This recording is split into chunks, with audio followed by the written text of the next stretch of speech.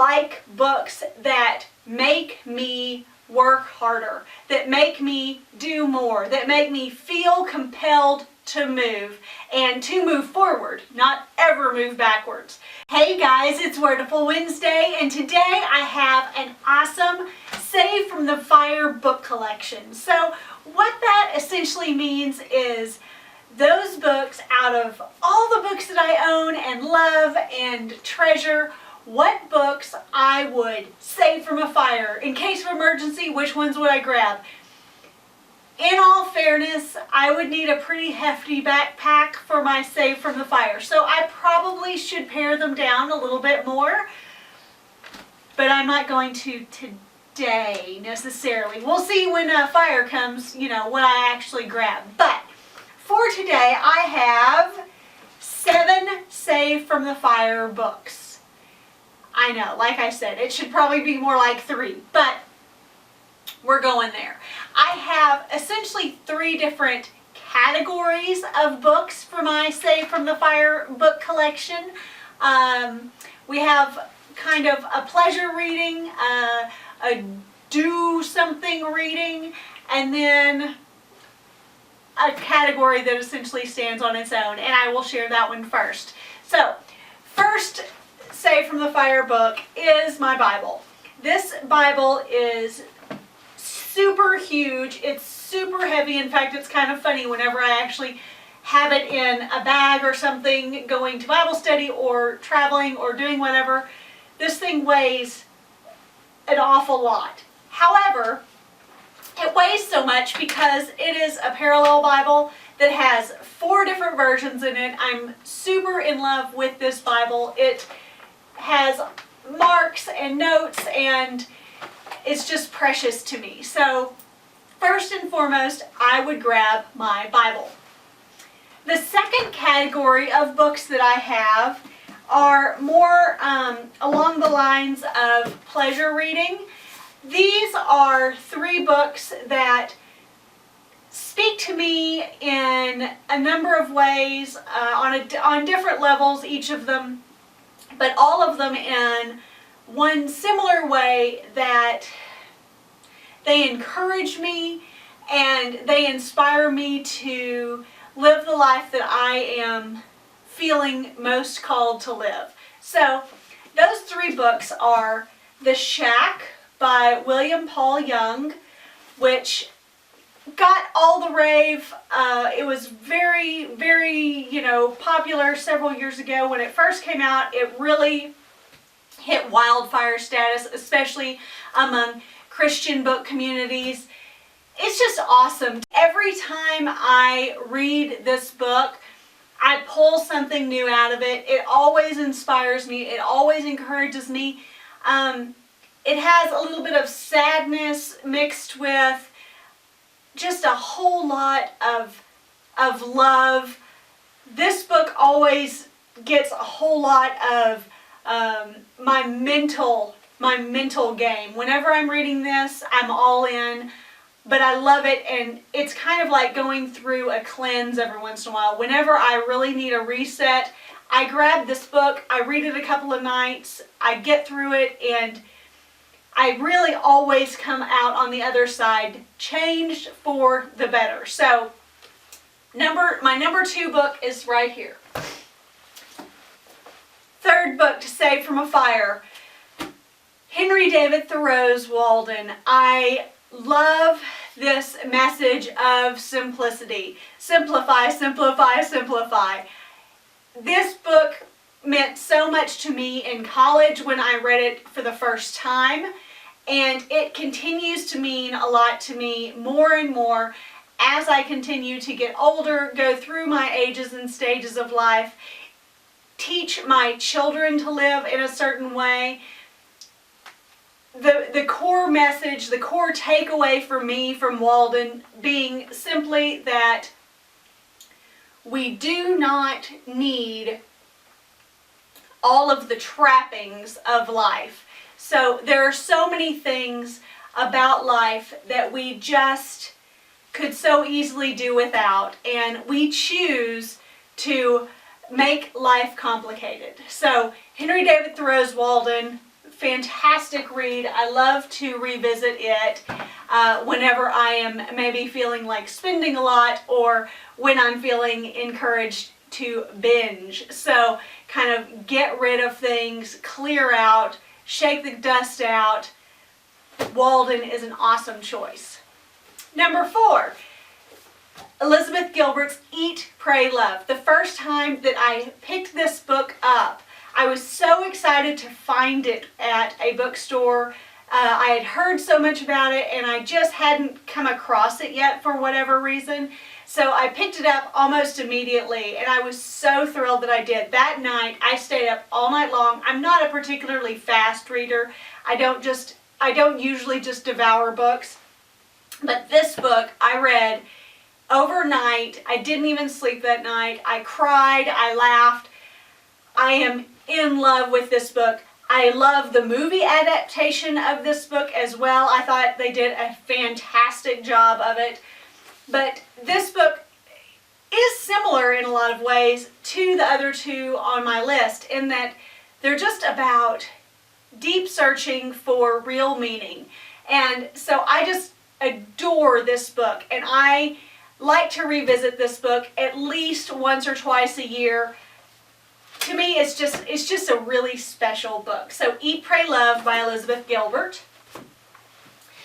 Then my next category, my third, if you will, category of books is my do something books. And I feel like all of my books have this one thing in common, in that I like books that make me work harder, that make me do more, that make me feel compelled to move and to move forward, not ever move backwards. So this next stack of books, my last 3, are all about taking active steps to move forward.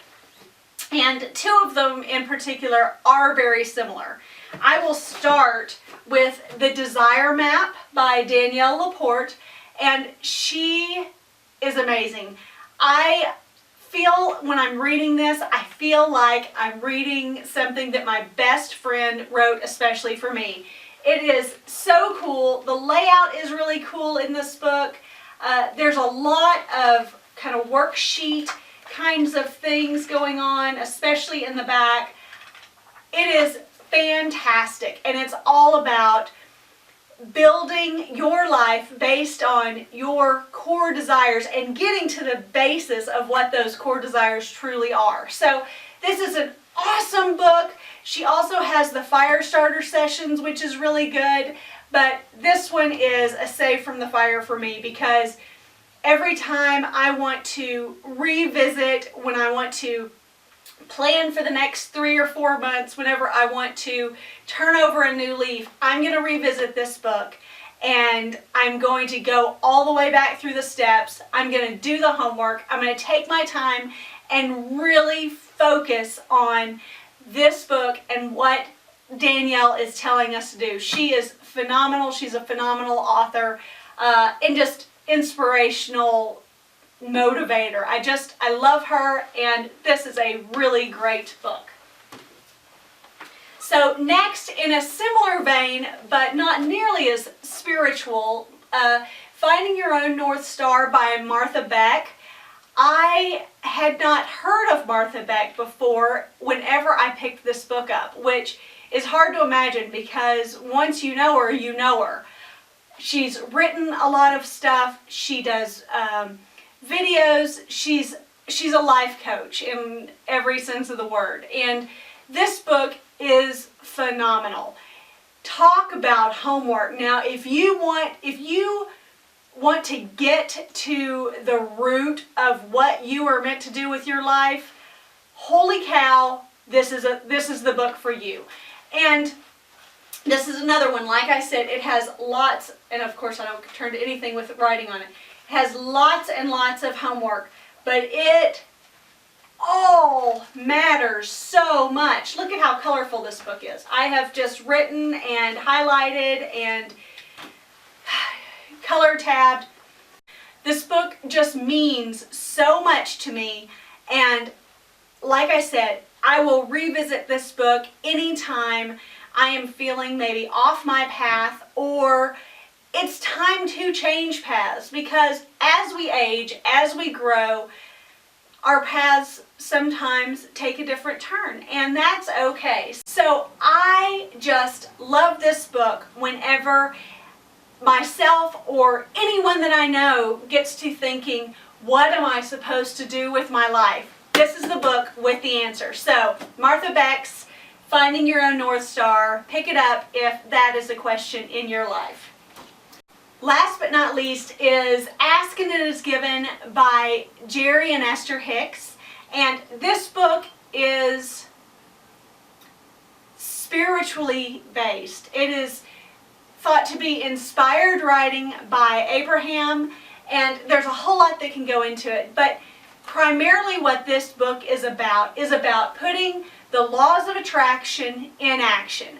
And this book is categorized by things that you are desiring in your life. So if you're desiring specifically more money, there are exercises specifically in order for the laws of attraction to go into action and to work to bring you what you desire. So there are several different categories. It all sounds very woo-woo, I get it, but when you pick it up, and I was very hesitant to pick this book up, but once you pick it up and you start to go through these kinds of exercises, and they really go hand in hand with several of my other book choices, my Save from the Fire books. So I recommend picking this up and putting it to work in your life, no matter what area you feel the desire or the pull or the lacking. So these are my Save from the Fire books. I am really curious to see what your Save from the Fire books would be. I just think this is such a fun idea. Not the idea of a house burning down around you, but I have personally had a house fire before where I lost essentially everything. And so things become very evident to you when you have no choice but to have lost everything, and you realize that stuff wasn't really all that important to begin with. So if you could, what books would you save from the fire? So I really appreciate you joining me today. If you are not already subscribed and you enjoy my videos, I would just be honored if you would subscribe to my channel. If you love reading and love Wordiful Wednesday and love any or all of my book choices, or would love to share your book choices with me, please give it a thumbs up and let me know what books you would save from the fire.